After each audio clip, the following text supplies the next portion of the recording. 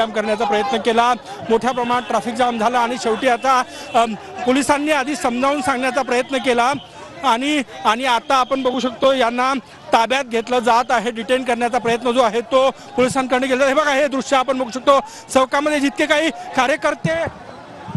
कार्यकर्ते या ठिकाणी आहे आदिवासी गोंडगोवारी समाज, हे बघा या महिला या ठिकाणी येऊन बसलेल्या आहेत आणि यांना पण कारण की मुख्य चौकात येऊन बसलेले आहे आणि त्यांना डिटेन करण्याचा प्रयत्न जो आहे तो महिला पोलिसांकडनं केला जातोय। आतापर्यंत शांततेत हा संपूर्ण मोर्चा होता, परंतु या ठिकाणी जिथे स्टॉप पॉइंट आहे त्याच्या पुढे जे आहे ते हे आंदोलक आले आणि या ठिकाणी चक्काजाम करण्याचा प्रयत्न केला। बघा की या महिला भर चौकात बसलेल्या आहे आणि वेगळ्या गटामध्ये हे सगळे गोंडगोवारी समाजाचे आंदोलक जे आहे ते आपल्याला पाहायला मिळतं आहे। बघा या ठिकाणी आहे आणि यांना हे दृश्य बघा, हे बघा या महिलांना आता महिला पोलिसांकडनं डिटेन करण्यात येत आहे। महाराष्ट्राच्या वेगवेगळ्या भागामधून हे पोलीस कर्मचारी जे आंदोलक जे आहेत या ठिकाणी आलेले आहेत आणि हे दृश्य आपण बघू शकतो।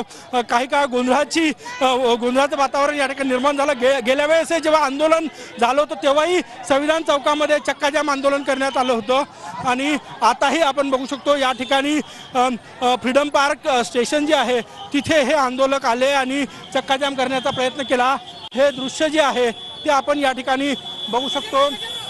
हे बघा या ठिकाणी, कारण की तिथे शेजारी 500 मीटरवर हजारोच्या संख्येनं गोंडगोवारी समाजातले आंदोलक त्या ठिकाणी आहे, परंतु काही आंदोलक इकडे आले, चौकात आले आणि हे बघा ताब्यात घेतलं जात आहे। या ठिकाणचे हे दृश्य आपण बघू शकतो।